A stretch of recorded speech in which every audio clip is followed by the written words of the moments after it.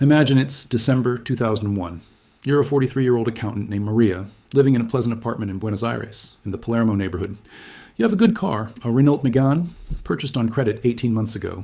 You have a university degree from the Universidad de Buenos Aires. You have a life insurance policy, faithfully paid into for 11 years. You also have a small vacation property outside Mendoza that you and your husband bought in 1998, believing it would appreciate. And you have a closet full of nice things, clothes, electronics, a home theater system you bought on installments, all of it the ordinary furniture of a middle-class life that you worked hard to build. On December 1st, the Argentine government freezes all bank accounts. It is called the Corralito. You cannot withdraw more than 250 pesos per week. Within days, the peso's peg to the US dollar is abandoned. Within weeks, the currency loses roughly 70% of its value. Riots break out. 5 presidents cycle through in 11 days. Supermarket shelves are stripped bare. Police fire tear gas into crowds of retirees banging pots outside the Casa Rosada. You stand in your apartment, surrounded by everything you own, and slowly, over the weeks and months that follow, you begin to understand something that no one ever explained to you. Not your parents, not your professors, not your financial advisor. Almost everything you spent money on, everything you were told represented stability and progress and smart decision-making, has become functionally worthless, not damaged, not stolen, worthless, useless in the new reality you now inhabit. This is not a story about Argentina. Argentina is just the example that happens to be well documented. This pattern is played out in Weimar Germany, in the Soviet Union, in Greece, in Venezuela, in Zimbabwe, in Lebanon.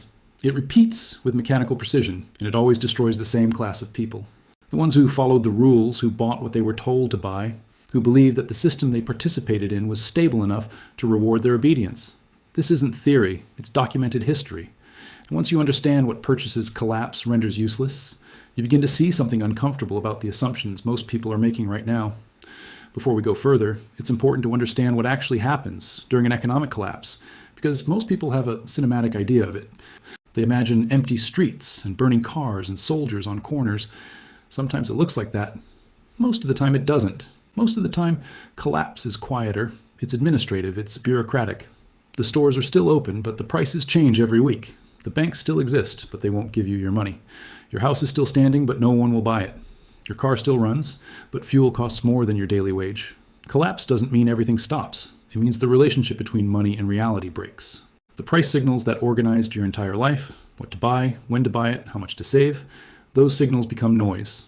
And when price signals become noise, the purchases you made based on those signals become stranded. They sit there, physically intact, economically dead. That is the mechanism, not destruction. Dislocation, and it turns out that the purchases most likely to become useless are not random. They follow a pattern. They are almost always the purchases that the middle class was most encouraged to make, the ones that were framed as responsible, as investments, as signs of progress. Let's go through them, one at a time, not as speculation, but as autopsy. The first purchase that collapses render useless, reliably, across decades and continents, is real estate purchased at the wrong point in the cycle. This is the one that people resist the most. Because the mythology around real estate is perhaps the deepest financial belief held by the modern middle class. Land is real. They aren't making more of it. Property always goes up. Your home is your greatest asset. These phrases have been repeated so often in so many countries, by so many generations, that they have taken on the quality of natural law. But they are not natural law. They are beliefs. And beliefs can be stress tested. Let's stress test them. Japan, 1991.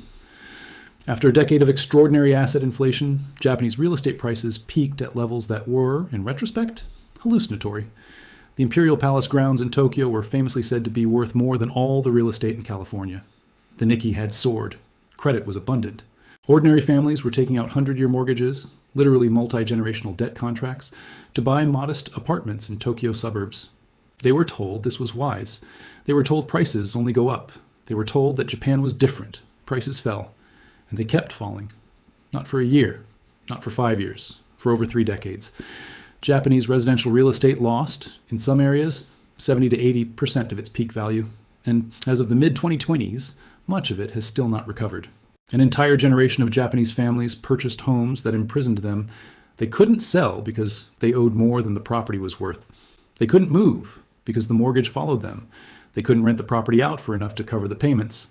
The home, their greatest asset, became their greatest liability. Now consider the United States, 2008. Between 2003 and 2006, American households took on roughly $4.5 trillion in mortgage debt. Much of it was encouraged by federal policy, by loose lending standards, by an entire cultural apparatus that told working families that homeownership was the American dream and that prices would continue rising indefinitely. In cities like Las Vegas, Phoenix, and parts of Florida and California, home values doubled in 3 to 4 years. Families stretched. They took adjustable rate mortgages. They took interest-only loans. They bought second properties as investments. Then it reversed. Home prices in some of those markets fell 40, 50, 60%. Roughly 10 million Americans lost their homes to foreclosure between 2007 and 2014. 10 million. That's not a statistic. That's a population larger than most European countries. And the people who were hit hardest were not reckless speculators. Many of them were families who simply bought a home at the wrong time, with a loan structure they were told was standard, in a market they were told was safe. But it's an outright economic collapse, not just recession, that real estate becomes truly useless. In Greece, after the sovereign debt crisis began in 2010, property values in Athens fell by roughly 42% over 5 years. But the fall in price was not the real problem. The real problem was liquidity. There were no buyers. The market didn't crash in the dramatic sense. It froze. Properties sat unsold for years. Owners couldn't liquidate. They couldn't flee. And meanwhile, the Greek government, desperate for revenue, raised property taxes dramatically. So homeowners were trapped, paying rising taxes on an asset they couldn't sell, in a currency they couldn't control, in an economy that was contracting by 6% a year. In Argentina, Maria's vacation home outside Mendoza, purchased in 1998, lost roughly 60% of its dollar-denominated value by 2003. She couldn't sell it. No one was buying recreational property during a national emergency. She still had to pay maintenance. She still had to pay local taxes. The asset had become a cost center, a hole she poured money into, hoping that someday the market would return.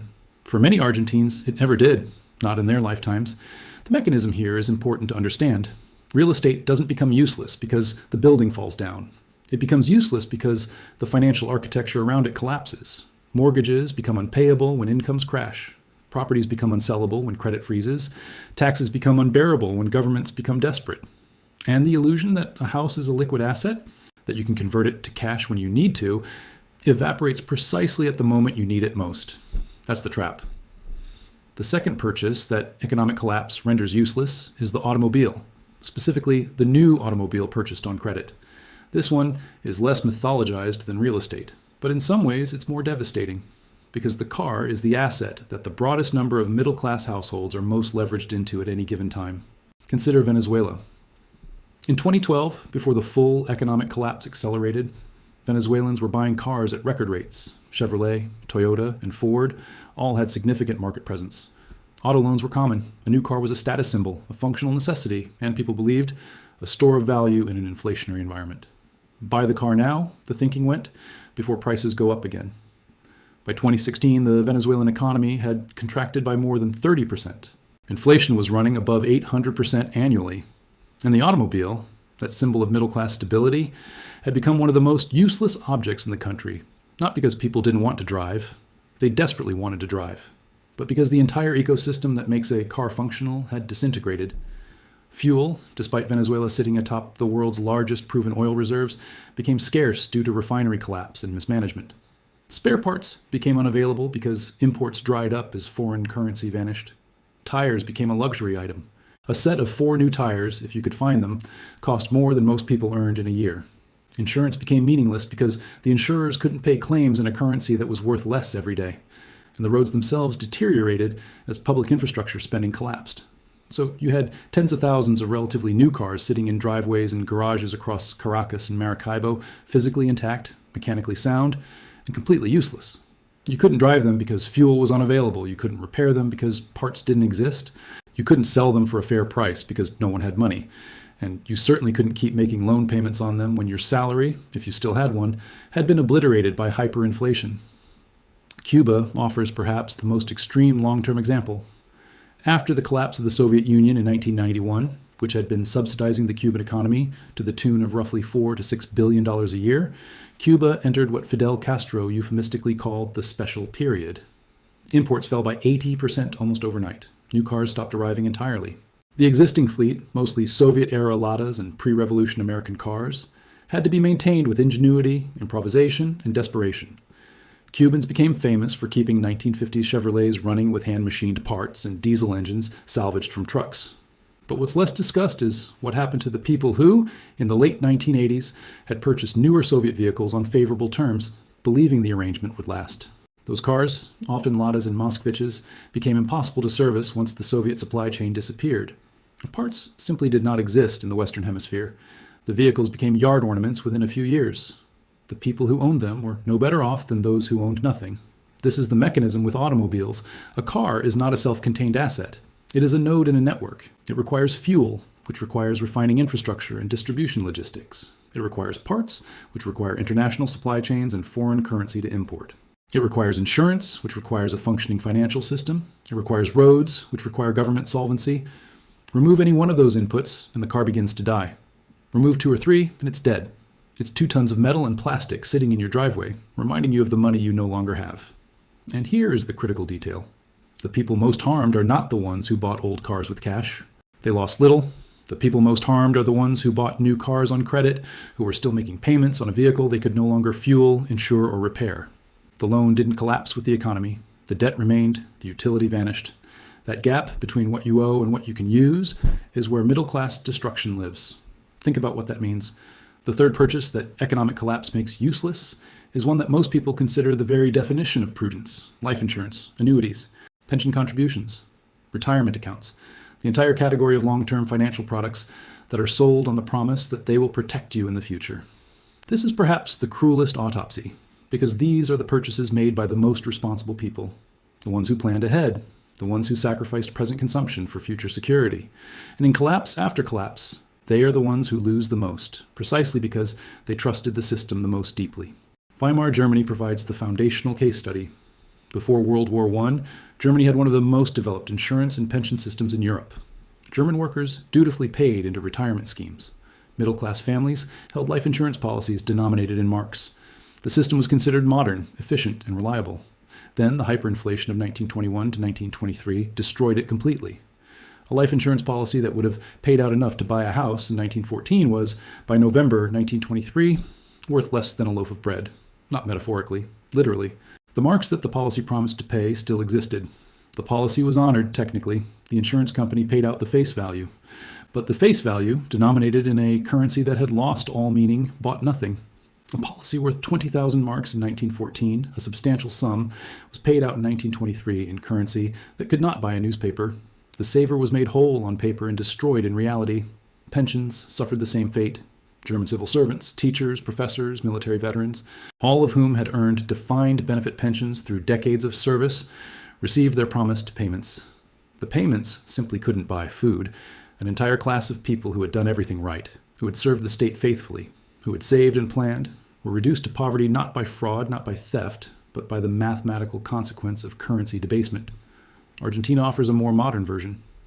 In 2008, the Argentine government nationalized approximately $30 billion in private pension funds. These were funds that individual workers had contributed to over years and decades, managed by private pension administrators called AFJPs. The government, facing fiscal pressure, simply seized them, folded them into the public pension system, promised that benefits would be maintained. They weren't, not in real terms. Inflation, which the government systematically understated, eroded the purchasing power of pension payments year after year. Workers who had diligently contributed to what they believed were private, protected accounts discovered that their retirement savings were neither private nor protected. The money was gone, absorbed into general government spending. The promise remained, but the value behind it had evaporated. In Lebanon, starting in 2019, the banking system effectively confiscated deposits. People who had saved in U.S. dollar-denominated accounts, who had been told by their banks that their money was safe in dollars in one of the most banking-heavy economies in the world, discovered that they could not access their funds. Banks imposed informal capital controls. Dollar withdrawals were either blocked entirely or forced through at artificial exchange rates that represented a 70, 80, sometimes 90% haircut. Life savings disappeared. Retirement funds vanished. Not because the banks burned down. The banks were still there. The buildings stood. The logos remained on the doors. But the money inside was gone, lent out to a sovereign that could not repay, in a system that had been insolvent for years while continuing to accept deposits. The mechanism here is specific and important. Long-term financial products are promises. They are contracts that say, give us money today and we will give you money in the future. But the money they promise to give you in the future is denominated in a currency that may not hold its value, managed by institutions that may not remain solvent, regulated by governments that may change the rules, and dependent on economic conditions that may not persist. Every one of those assumptions, stable currency, solvent institutions, consistent regulation, economic continuity, is exactly what an economic collapse destroys. The products are designed for the world that exists before the collapse. They have no mechanism to survive the collapse itself. And so the most diligent savers, the ones who sacrificed the most, who consumed the least, who trusted the deepest, are the ones who lose the most. This is where it breaks. The fourth purchase that collapse renders useless is the one that modern society treats as almost sacred, the university degree. To be clear, knowledge itself is never useless. The ability to think, to analyze, to understand systems that has value in any environment. But a university degree is not the same thing as knowledge. A degree is a credential. It is a signal sent to an employment market. It says, I completed this program, I have this qualification, and therefore I am eligible for this category of employment at this level of compensation. That signal has value only if the employment market it's aimed at still exists. In the Soviet Union, the higher education system was vast, rigorous, and deeply integrated into the command economy. Soviet universities produced millions of engineers, scientists, administrators, and specialists. These degrees were not decorative, they were functional. They slotted directly into the state planning apparatus.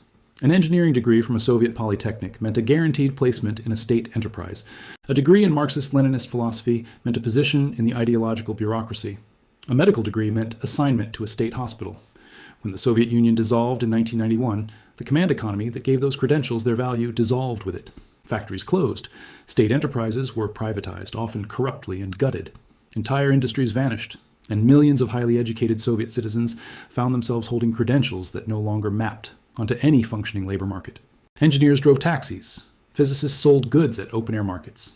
University professors, some of the most educated people in the country, earned less than street vendors.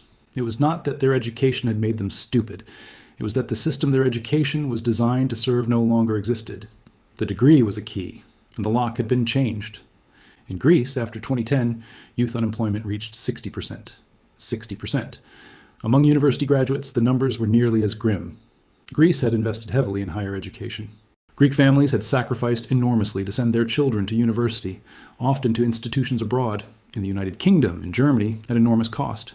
These children returned with degrees in law, in business administration, in finance, in architecture, and they returned to an economy that had no use for them. Between 2010 and 2015, an estimated 200,000 young, educated Greeks emigrated. They left the country. They took their degrees, purchased at great expense by families who had believed education was the path to security, and they used them in Germany, in the UK, in Australia. Greece paid the cost of their education. Other countries received the benefit. The families were left with the debt and the absence.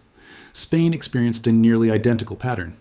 After the 2008 crisis, Spain's unemployment rate among those under 25 reached over 55%. A generation of Spaniards, the most educated in the country's history, found that their degrees qualified them for jobs that no longer existed in an economy that had contracted by nearly 10%. They were called the Generación Perdida, the lost generation, not because they were uneducated, because they were educated for an economy that had collapsed. The mechanism is this. A university degree is an investment in a specific economic structure. It assumes that the industries that exist when you enroll will still exist when you graduate.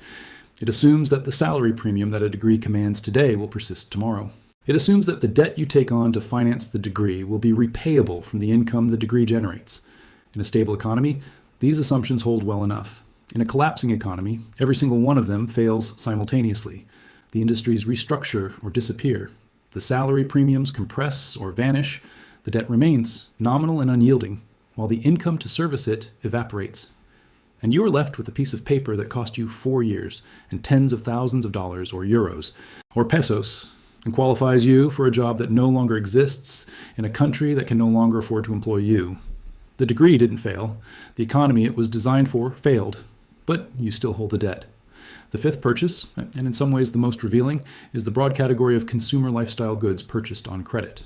The home theater systems, the designer furniture, the electronics, the renovations, the retail therapy, the accumulated material weight of a life that was built on the assumption that income would continue, the credit would remain available, and that the currency those purchases were denominated in would hold its value. This category is revealing because it exposes the deepest assumption of consumer economies, the assumption that consumption itself is a form of stability, that buying things is a sign that things are okay, that if you can still afford a new television, the system must be working. In Zimbabwe, between 2007 and 2008, as hyperinflation accelerated toward its terminal velocity of 79 billion% per month in November 2008, a strange phenomenon occurred. People rushed to buy anything at all. If you received Zimbabwe dollars, you spent them immediately, because holding them for even a day meant losing purchasing power. People bought goods they didn't need, not because they wanted them, but because a physical object, any physical object, held value better than the currency. But here is what happened to those goods.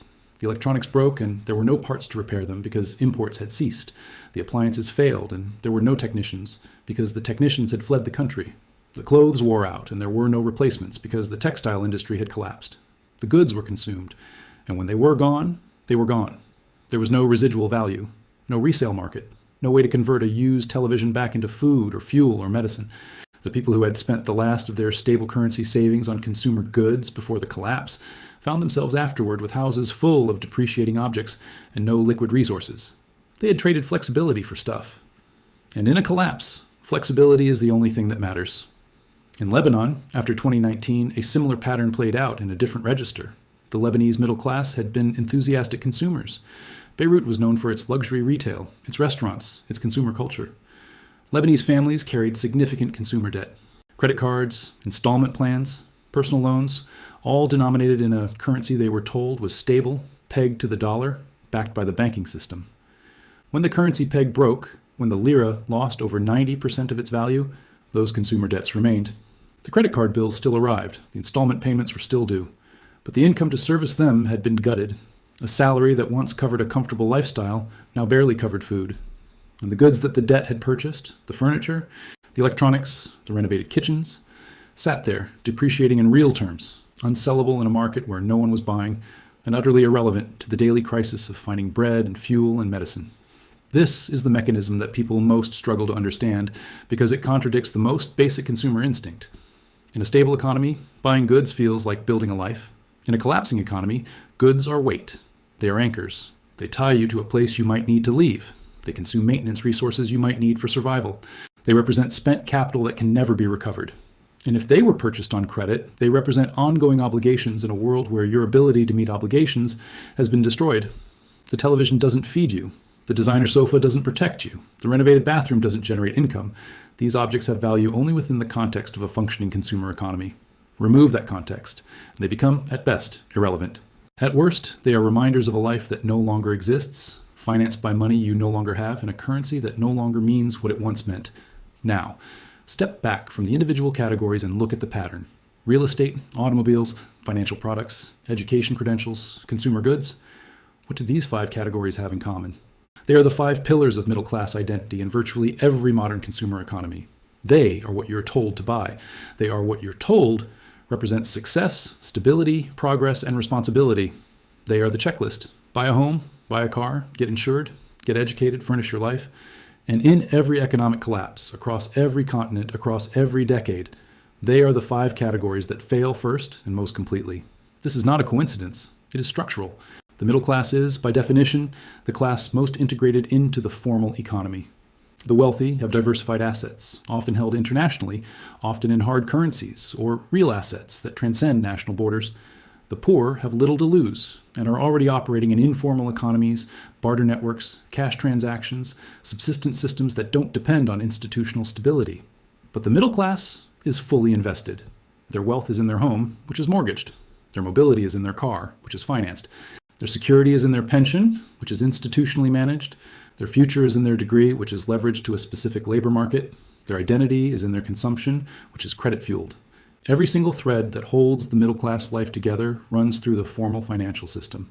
And when that system breaks, every thread snaps simultaneously. This is why economic collapses don't destroy the rich. The rich were never fully dependent on the system. Their assets are structured to survive systemic failure. Collapses don't destroy the poor, at least not in relative terms. The poor were never fully included in the system. They lose little because they had little. Collapses destroy the middle class, specifically, mechanically, almost surgically. And the cruelest part is this.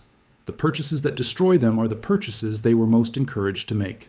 The home they were told was an investment. The car they were told they needed. The pension they were told was secure.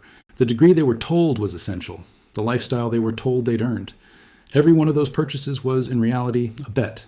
A bet that the currency would hold. A bet that the institutions would remain solvent. A bet that the labor market would persist. A bet that the government would honor its commitments. A bet that the system, in its entirety, would continue functioning long enough for the purchase to deliver its promised value. In stable times, those bets pay off. For decades, sometimes.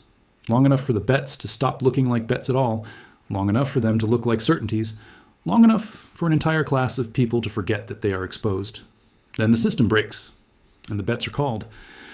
Let's be precise about the historical frequency here, because this matters.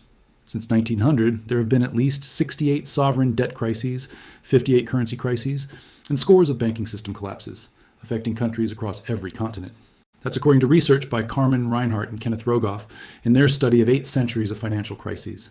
The average citizen in the average country has roughly a 1 in 3 chance of living through at least one major financial crisis in their adult lifetime. 1 in 3. And yet, financial planning, consumer behavior, government policy, and cultural messaging all operate as if collapse is a theoretical impossibility, as if it happens only in other countries, poorly managed countries, countries that made mistakes that we would never make. Weimar Germany was the most culturally advanced nation in Europe. Argentina was one of the 10 wealthiest countries in the world in 1913. Lebanon was called the Switzerland of the Middle East. Venezuela had the largest proven oil reserves on Earth. Greece was a member of the European Union, backed by the European Central Bank, integrated into the most sophisticated monetary union in human history. None of it mattered. When the math broke, and the purchases that people had made, trusting in that math, broke with it. I need to be clear about what this analysis is not saying. This is not saying don't buy a house. This is not saying don't get an education. This is not saying don't save for retirement. In a functioning economy, these are often reasonable decisions. Sometimes they're the best available decisions. What this analysis is saying is something different. It's saying understand what you're actually buying. Understand the assumptions embedded in each purchase. Understand that every long-term financial commitment is a bet on systemic stability. And understand that systemic stability is not guaranteed. It has never been guaranteed. The historical record is unambiguous on this point. When you buy a home with a 30-year mortgage, you are betting that the currency will hold, that the labor market will support your income, that the property market will remain liquid, and that the government will not change the tax structure in ways that make ownership untenable. Those are 4 separate bets. If any one of them fails, you are exposed. When you buy a new car on a 5-year loan, you are betting that fuel will remain available, that parts will remain importable, that your income will remain sufficient, and that the currency the loan is denominated in will maintain its purchasing power. 4 more bets. When you pay into a pension or buy a life insurance policy, you're betting that the institution managing your money will remain solvent, that the government will not restructure or seize the fund, that inflation will not outpace your returns, and that the regulatory framework will not change retroactively. 4 more bets. When you take on debt for a university degree, you're betting that the labor market will value your credential, that the industry you're trained for will still exist, that immigration or automation will not undercut your wage premium, and that the debt can be serviced from the income the degree generates. 4 more bets. None of these are bad bets in isolation, but stacked together, taken simultaneously, they create an enormous concentrated exposure to a single risk factor, systemic stability. And that is a risk that most people never consciously evaluate, because the system itself tells them it doesn't exist. That's the hidden mechanism. The system that sells you these products is the same system whose stability those products depend on. It has no incentive to warn you. It has every incentive to reassure you. And so it does, relentlessly. Through advertising, through policy, through cultural messaging, through the entire apparatus of modern consumer capitalism, the message is always the same. Buy, borrow, commit, extend, lock in. The system is stable. The system will always be stable until it isn't. So what do you do with this information? That's not a question this analysis will answer, because answering it would require making predictions, and predictions are the enemy of clear thinking. Nobody knows when or where the next systemic break will occur. Anyone who claims to know is selling something, but the historical record does reveal what the survivors of past collapses had in common. Not what they bought, but what they didn't buy, or more precisely, how they structured their exposure. They maintained liquidity, meaning they kept some portion of their resources in forms that could be accessed quickly and didn't depend on institutional intermediaries. They avoided concentration, meaning they didn't put everything into a single asset class, a single currency, or a single country. They maintained optionality, meaning they kept their ability to move, to adapt, to change course. They distinguished between consumption and resilience, meaning they understood the difference between buying things that felt good and maintaining capabilities that would function under stress. And perhaps, most importantly, they understood that the rules can change, that the contract you signed can be rewritten by a government that is desperate, that the currency your savings are denominated in can be devalued by a central bank that has no other option, that the institution holding your retirement can be nationalized by a parliament that needs the money. These are not paranoid fantasies. These are things that happened. Documented, dated, quantified things that happened to real people who never imagined they would happen to them. This is historical and educational analysis, not financial or investment advice. Every individual situation is different, and nothing in this presentation should be construed as a recommendation to buy, sell, or avoid any specific asset, product, or strategy. Let me end where we began, with Maria in Buenos Aires. It is now 2003. The worst of the crisis has passed, technically. The economy has stabilized, technically. Maria still has her apartment, though it is worth half what she paid. She still has her car, though she can barely afford to run it. Her life insurance policy paid out its face value, and the payout bought 2 weeks of groceries. Her vacation home sits empty, unsold, accumulating tax liens. Her degree still hangs on the wall. She is working, but not as an accountant. There isn't enough demand for accountants. She is doing administrative work for an export company, earning a third of what she made before the crisis in a currency that buys a fraction of what it once did. She is alive. She is housed. She is not among the worst off. But she has learned something that she will never unlearn. Every purchase she was ever told was smart, stable, and responsible turned out to be a bet placed on a system that failed. Not because the purchases were irrational, they were perfectly rational within the system that existed. But the system didn't hold. And when the system didn't hold, neither did anything built on top of it. She doesn't blame anyone in particular. There's no single villain. There's a structure, an incentive architecture, a set of interlocking promises that assumed permanence in a world where permanence doesn't exist. The system wasn't designed to betray her. It was designed in a way that made betrayal inevitable under certain conditions. And those conditions arrived. The question is never whether those conditions will arrive somewhere again. The historical record answers that question clearly. They always arrive. Somewhere, eventually. The question is whether you will recognize the pattern before you are inside it, or only after. The pattern is already in motion. Somewhere. Right now. This channel doesn't predict the future. It dissects the past so the patterns become visible before they become personal. If that kind of clarity matters to you, subscribing is the simplest way to stay informed.